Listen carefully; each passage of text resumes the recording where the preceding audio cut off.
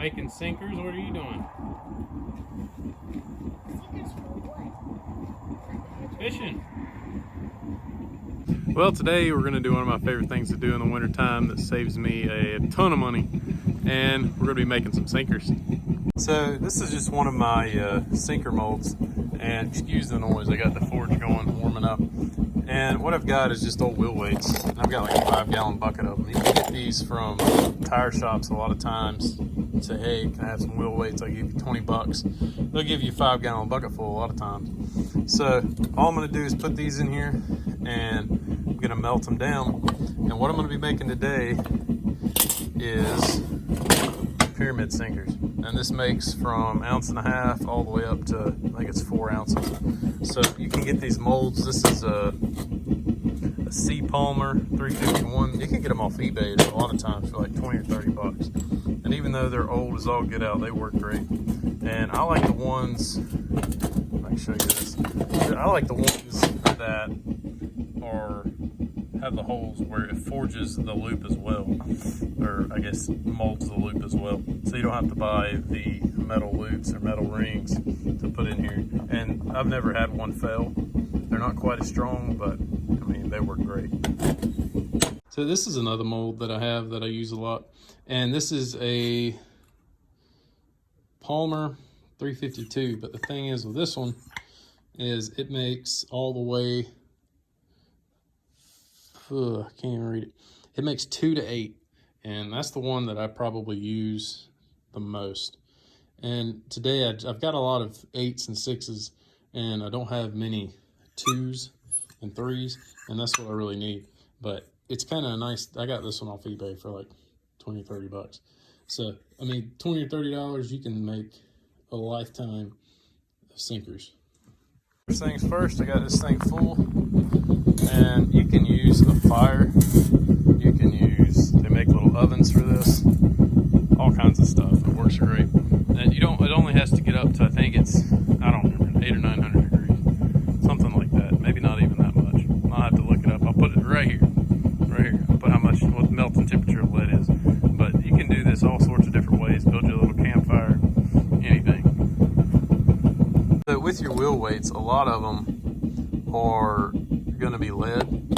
And let's see if I can find one that looks, some of them are going to be steel. This one right here, it could be steel, but I think pretty sure that one's lead. It's just painted. So you got to make sure you're doing this outside somewhere, because all this paint and coating, and these are glue on, stick on wheel weights, all that's going to burn off, and you do not want to be inside with this because it'll make you sick as a dog with all that stuff burning off. But they do have these little metal clips. So what you're going to have to do when you melt them down is, this is just a little spoon I made out of a piece of conduit, and you're going to have some kind of little spoon. You can sell them on Amazon, and you're going to have to be able to scoop the metal rings out of there. So this is what I was talking about. That stuff's going to burn off, and it's going to take a little while, but it'll all burn off. Just make sure you don't breathe that stuff in, because it's bad for you. I was messing around, and when I pulled that mold out, I decided I'm going to go ahead and make some egg sinkers as well. And this mold right here, it don't look like much, but I wouldn't take $1,000 for it. This was my great-grandfather's. He made it probably 60 years ago, and my grandfather gave it to me. So we're going to go ahead and make some egg sinkers as well. And it's drilled, I think he took this metal and he drilled this way and that way, and then drilled all the way through. And these pins, I think these are actually old bicycle spokes, but these make the hole for your line to go through. And this one makes about 3/4 ounce egg sinkers. So I just found this. This is actually what my grandpa used to use to melt lead. And this just kind of shows this little flimsy pan. You can literally use anything that is a metal and will stand up to the heat. It can be used to melt your lead down in. So she's getting up there, all that stuff's burnt off, and you can see what we're left with is just the metal clips that the lead was attached to. And this thing I made years and years ago, all it was a piece of I think it was 3-inch EMT, and I welded it to a piece of this scrap flat I had, split a 3/4 inch EMT, and just welded that to the outsides. So I've got a nice long handle I can control and not burn myself. But you always want to wear gloves when you're doing this so you don't burn yourself. But now I think she's heated up, all that stuff's burnt off. We're gonna set it out, pull it out, and scoop out all those metal rings.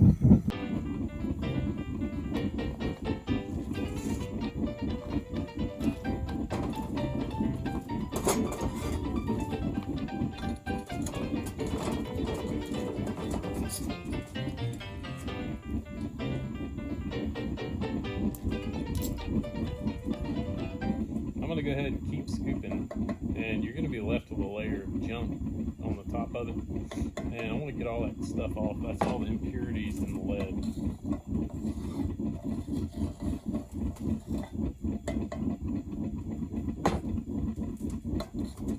I think that'll be good enough.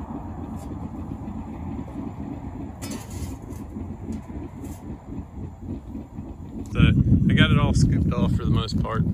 Got as many of the impurities out as I really care to.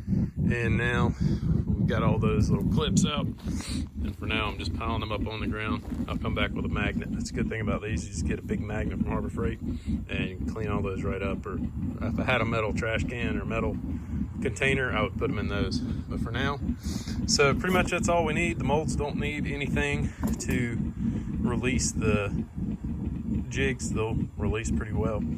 And I've got them all set up here, and I'm gonna let that heat back up and we're gonna start pouring. And one thing I used to always struggle with was my fire was never big enough. I used to do this, I just built a little campfire here in the yard, and I would not get a full pour. And I would try to heat up the mold, but if you get your lead hot, really, really hot, then you won't have any trouble. It'll just flow right in there. But if you start having where it's not pouring and your sinkers are coming out halfway poured and the top's clogging up, your lead's not hot enough. One thing is kind of hard to see, but when your cup starts turning red, then you know you're ready to pour. That lead is hot enough and it's not gonna mess your mold up or get stuck in your mold when you're pouring it.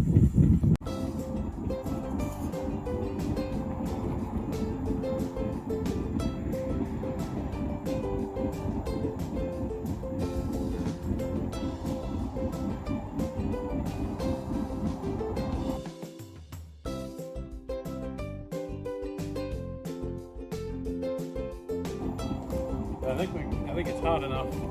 I can just keep pouring. This is the one that's kind of tricky because the holes are kind of small. I think we can get it done. Oh. That one's got too big of a gap. I'm gonna have to clamp it together.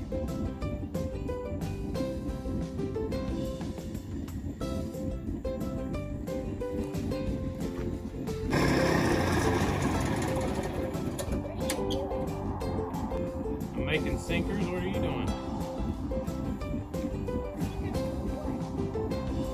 Fishing. Well, it's been a little while, and you don't normally need to let these cool down but about 2-3 minutes, and they're cool enough to take out of the mold. I got a little distracted. I had to go work on another project, but I got these poured, and what you're gonna do is just take your little container clip off. And if you don't have a clip for it, a lot of times I'll just put a clamp on there. So just break it apart. And as you can see, I've got sinkers. And you just take it. And these you'll need to clean them up just a touch. But the ends, I just fold them over and break them off. And then you'll put that right back in your cup and melt that back down and make more sinkers. But today I only needed to make a few. I got some already, but I really wanted to make some of these jigs more so than anything. And there you go. There is a nice 4-ounce sinker. And you can take a little file or take it on a little sandpaper, sanding block, and sand that down, or just take a knife and smooth them up a little bit. But it's real easy to do. And this saves a ton of money. These things are about $3. I think for a 4-ounce sinker is almost $3 and some change. So that costed me I've had that bucket of lead for a long time. I've made probably a couple hundred sinkers out of it. So it's definitely a really good way if you're an avid fisherman to save money, or it's just a fun little project to do. So get those broke off, and those little pieces will go right back in the pot, and we got sinkers. So on these, I'm gonna take a pair of pliers and twist those out, and we'll dump these out and see how our egg sinkers turn out. Just give them a little twist and hold them, and they'll pull right out. So as you saw, these, I should have clamped it right here. It's been quite a while since I've made any egg sinkers, and I forgot that right back in here it's got just a little bit of give. I should put a clamp on it and we would have had no problems at all. But now, let's go pry it apart. So, here we go. And I overfilled these just a little bit. But normally they're not. When you get the excess right there, sometimes you gotta take a little screwdriver. There we go. There is a nice little egg sinker. And you can always take a drill bit and clean that out a little bit, but normally it's always worked really good. And I think, yeah, I can see through there, so that'll be fine. I'll just take a pair of pliers, clip those off, and we've got egg sinkers.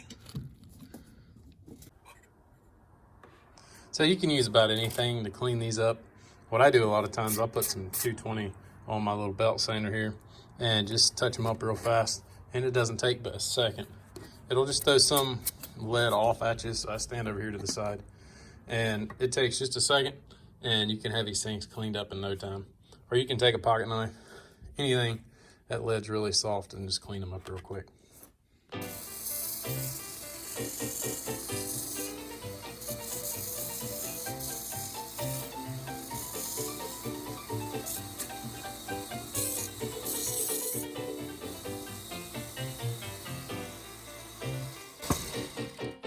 There we go, nice and cleaned up. We got all the sharp edges off, and that's got a little bit of stuff. I'm gonna just take a nail and I will run a nail through there